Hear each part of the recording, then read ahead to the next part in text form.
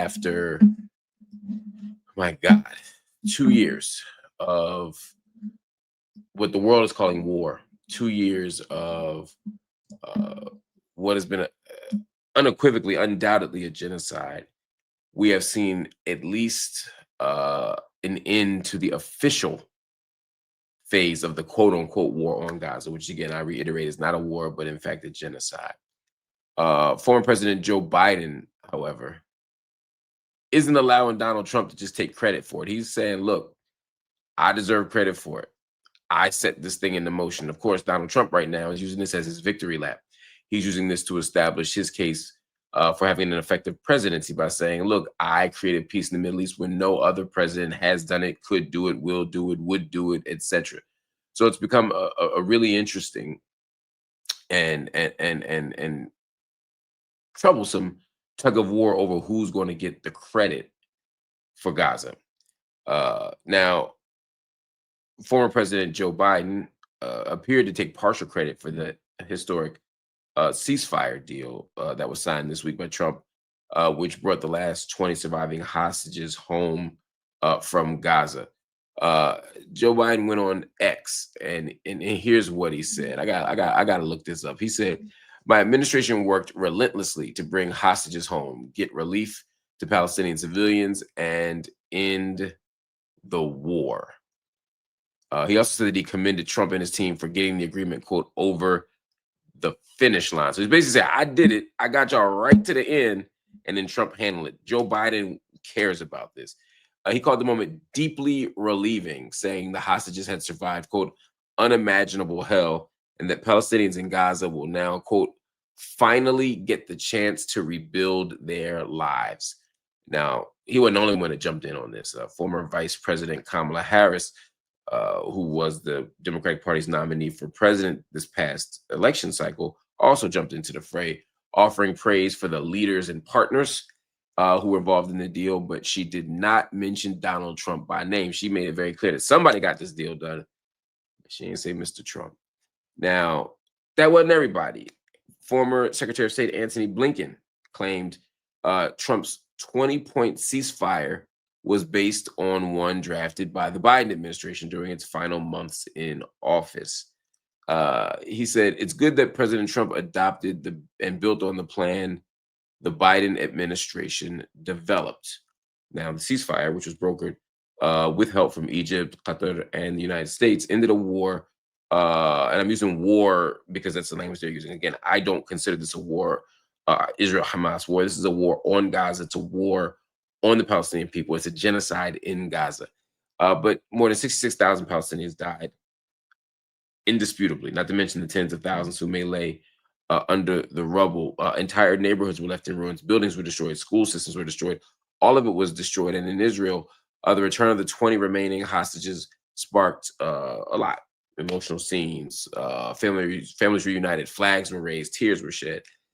Yet many Israelis are still demanding the return of the dead, those bodies that remain in Gaza. Now, Trump, being Trump, ran his victory lap. He went on Truth Social, his social media outlet, which still sounds crazy for a US president. And he wrote in all caps, because he's a crazy person, all 20 hostages are back and feeling as good as can be expected, but the job is not done. The dead have not been returned. Phase 2 returns or begins right now. Now, there's a lot here. First, before we get to who's claiming credit for the victory, let's be honest. This is not a victory. I don't care what people tell you. This is not the creation of peace in the Middle East. The Middle East is bigger than Israel. The Middle East is bigger than Palestine. Palestine is bigger than Gaza. But even in the context of Israel-Palestine, even in the context of Gaza, there's no peace. Justice is the precondition for peace, and there's no justice. The Israeli military today continues to dominate, continues to rain violence everywhere. We cannot pretend that Palestinians are safe, even in Gaza, even today. That's number one.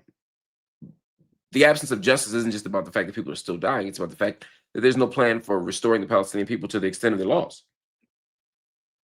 There's no way to revive or restore dead bodies, but even the land, even the infrastructure, even the civilian infrastructure, even the educational infrastructure, even the healthcare infrastructure, all of it's destroyed.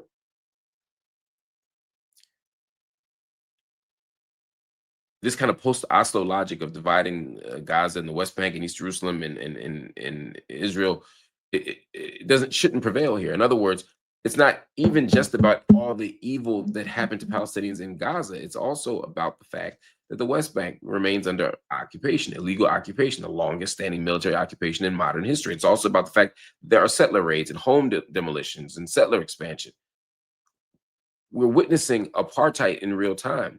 So instead of patting themselves on the back or fighting to see who can pat themselves on the back hardest and loudest, they should be fighting to see who can implement a peace deal that is actually a peace deal. And again, a peace deal can't happen if Palestinians don't have a state. A peace deal can't happen if Palestinians don't have self-determination. A peace deal can't happen if Palestinians don't have right of return. A peace deal can't happen if Israel isn't sanctioned by the international community, because even in this deal that Kamala Harris and Joe Biden and Donald Trump and Anthony Blinken and all these people are claiming credit for, there's still a normalizing logic here that says that the international community doesn't have to be responsible for imposing justice, that Israel didn't have to be held accountable through international law or international courts, that Israel and the United States could almost unilaterally decide who gets to live or die, and that genocide can be a military policy. It can be a military strategy. It can be a national policy. It can be a public policy, and that nobody will do anything about it. This is not a moment for claiming victory. This is a moment for holding people accountable. And so it's crazy to me, one, to watch the Democrats and the Republicans do the jockeying game, because every president wants to claim peace in the Middle East as part of their legacy. Jimmy Carter wanted to do it. It's the reason why he was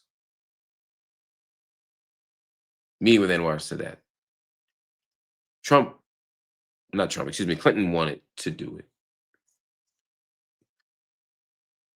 And Trump has been trying desperately to do it in both administrations. The Abraham Accords were the first attempt at that. This is another attempt at that. But again, even in claiming victory, even if I could accept the lie that there's peace and justice in the land, how do you get credit for creating peace and justice in the land when you were responsible for creating the injustice in the absence of peace? In other words, the United States is the biggest funder of Israel, the biggest supporter of Israel, the biggest enabler of Israel, the biggest defender and protector of Israel. You can't give people weapons, money, and diplomatic protection for decades and then act as if you're not directly culpable for the violence that emerges from that arrangement. What are we talking about? What are we talking about?